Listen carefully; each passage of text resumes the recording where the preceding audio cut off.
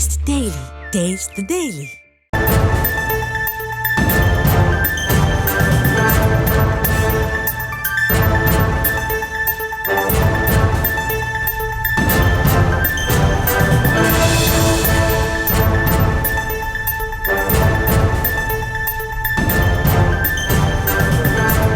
மற்றொரு அண்மை செய்தியை பார்த்து வருகிறோம். திண்டுக்கல் மாவட்டம் பழனி அடுத்த தாளையம் 4 வழி சாலையோரம் நிறுத்தப்பட்டிருந்த லாரி மீது கார் மோதி 2 பேர் பலி என்ற தகவல் வெளியாகி இருக்கிறது. அது குறித்தான அண்மை செய்தியை பார்த்து வருகிறோம். விவரங்களோடு இணைகிறார் எமது செய்தியாளர் பாலாஜி.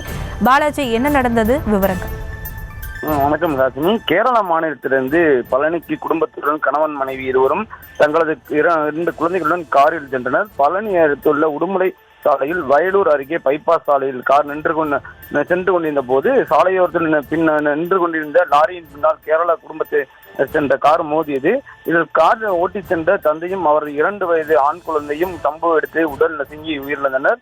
தகவல் அறிந்து வந்த சாமிநாதபுரம் போலீசார் லாரியில் சிக்கியிருந்த கிரேன் மூலம் பிரித்து காரில் உயிருக்கு போராடிய தாய் மற்றும் அவரது பெண் குழந்தை ஆகிய இருவரையும் மீட்டு உடுமலை அரசு மருத்துவமனைக்கு சிகிச்சைக்காக அனுப்பி வைத்தனர்.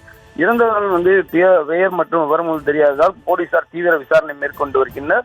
பழனி அருகே இருக்கக்கூடிய தேசிய நெடுஞ்சாலையில் நின்று கொண்டிருந்த லாரி மீது கார் மோதிய விபத்தில் 2 பேர் பலியான சம்பவம் சோகத்தை ஏற்படுத்தியுள்ளது.